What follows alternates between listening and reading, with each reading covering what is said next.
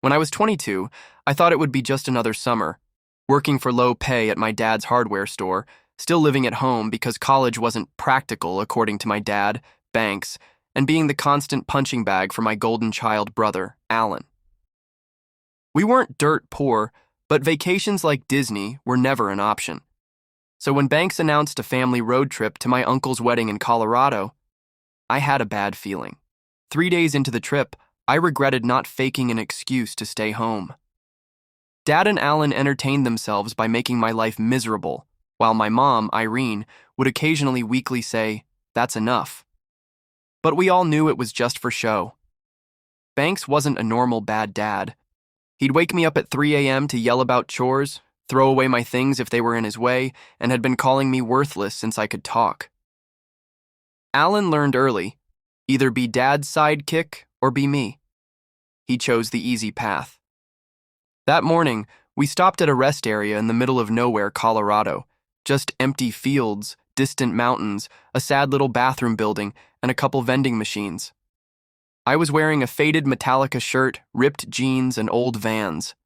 I left my phone charging in the car. Why would I need it for a quick bathroom break? I was gone maybe 10 minutes. When I came back into the sunlight, the parking spot was empty. Our green Suburban was gone. At first, I thought they'd moved the car to mess with me. I searched the whole rest area. Nothing. The sting of betrayal from your own family is like no other. I sat on the curb, telling myself they'd be back any minute. An hour passed. People came and went.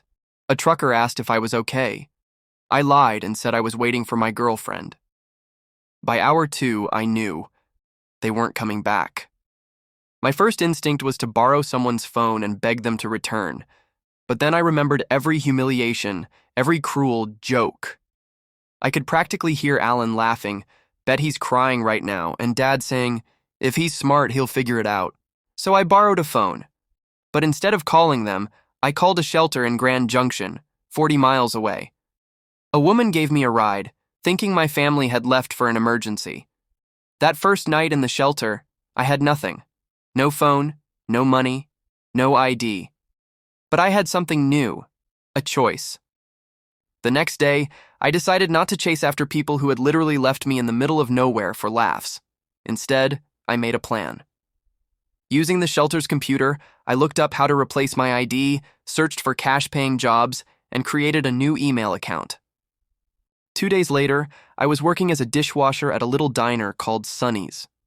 The owner, Geraldine, a 60-something woman with purple-streaked gray hair and more tattoos than you'd expect, sized me up when I told her my wallet had been stolen and I needed work. She said, "My dishwasher quit yesterday. You steal from me, you're dead. Start now." I worked doubles, slept at the shelter, and wore donated clothes. Dave, the shelter manager, helped me start the paperwork for a replacement ID. With my first bit of cash, I bought a cheap prepaid phone from Walmart. 7 days after they left me, my phone rang. An unknown number.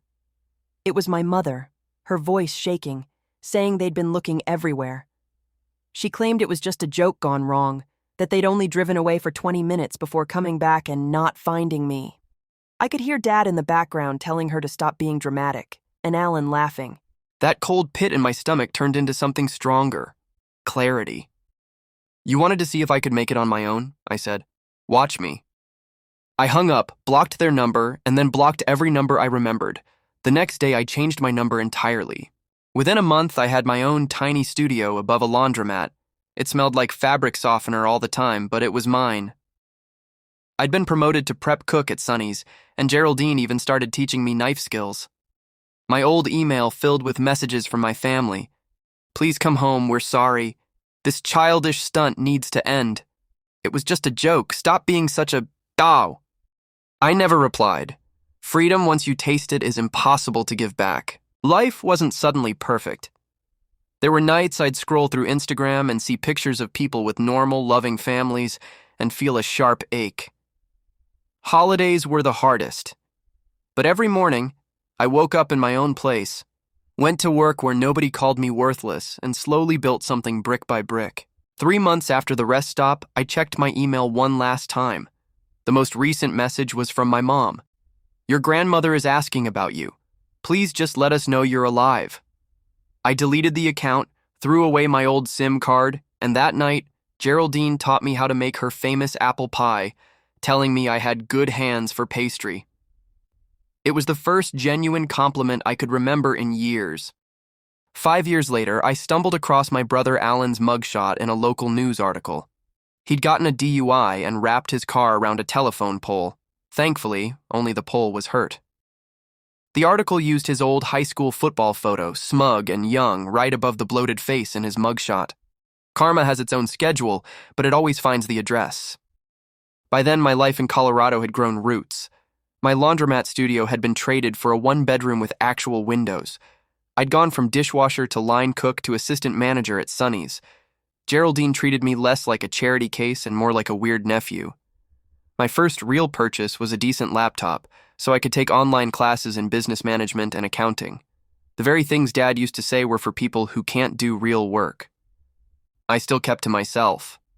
My friends list was short. My neighbor Doug, who played bass in a terrible garage band and made beer that tasted like hoppy dishwater, and Geraldine, if she counted as a friend. Then Kendra walked into Sonny's. Twice a week, same order. Denver omelet, no tomatoes, extra coffee. Always sat at the counter, nose buried in a med school textbook. Sometimes she'd freeze mid-bite for minutes, completely zoned out. I started timing her. The record was 7 minutes and 23 seconds before she realized she was holding cold eggs. It took 4 months before she actually looked at me and said my name tag was spelled wrong. It wasn't, but it became our running joke.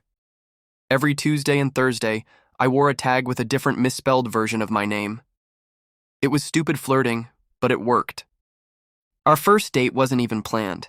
Her study group canceled. She had a reservation at an impossible-to-get-into pizza place, and I happened to be wiping down the counter when she got the text. We went together. 6 months later, she moved in. A year after that, we got a slightly bigger place. 2 bedrooms, a bathroom that didn't run all night, and neighbors who didn't practice bass solos at 2 a.m. I still kept an eye on my family from fake accounts, even if I didn't like admitting it. Dad's hardware store started dying after a Home Depot opened nearby. Mom posted endless throwback pictures on Facebook, acting like our family had always been happy.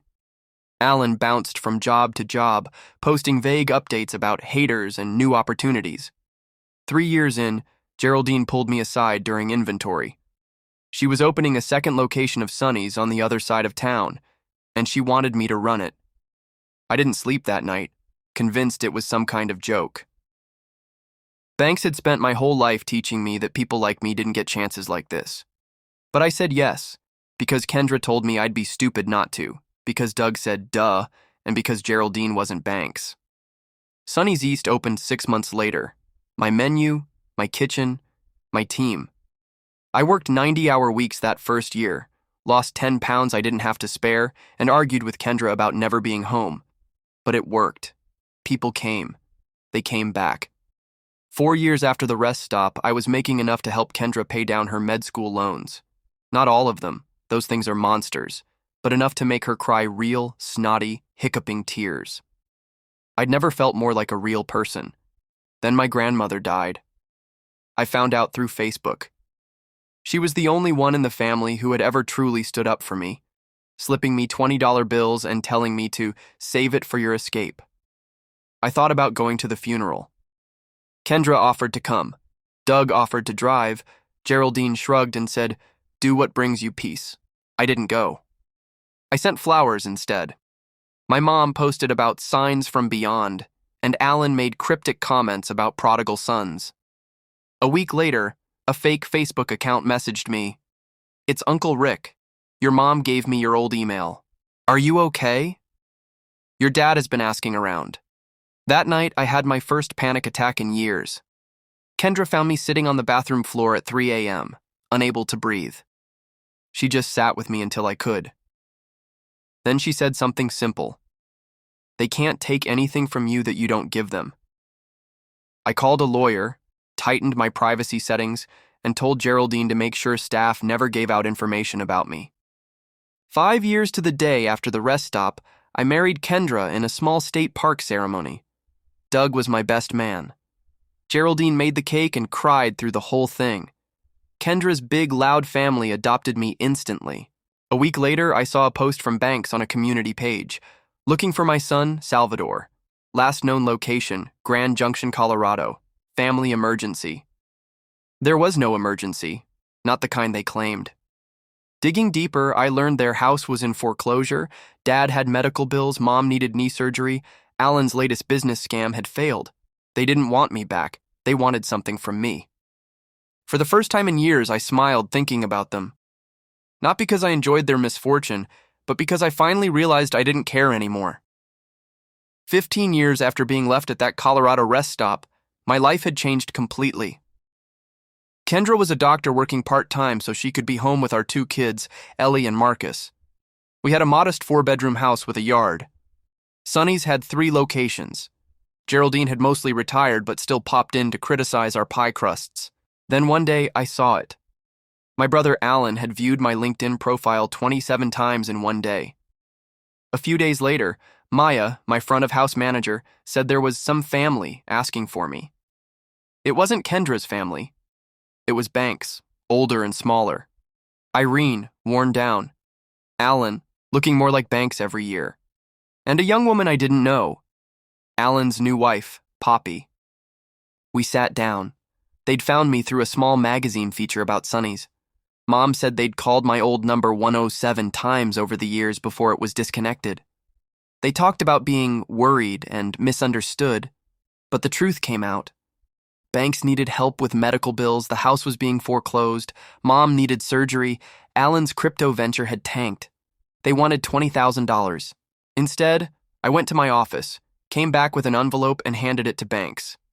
Inside was a check for $73.50, the exact price of a Greyhound ticket home from Grand Junction in 2010. The silence was heavy. Banks exploded, calling me ungrateful. Mom cried. Alan's friendly mask slipped into cold anger. Poppy just looked embarrassed. They left, Banks crumpling the check and throwing it on my doorstep. That night, as Kendra and I cleaned up, I checked the security camera. They were still in the driveway, arguing, Alan staring at my house with a look I knew too well, envy mixed with hate. I never heard from them again. The chapter is closed. My revenge wasn't loud or dramatic. It's every bedtime story with my kids, every quiet Sunday morning with Kendra, every inside joke, every ordinary day in the life I built on my own terms. I never made it back home. I built something better.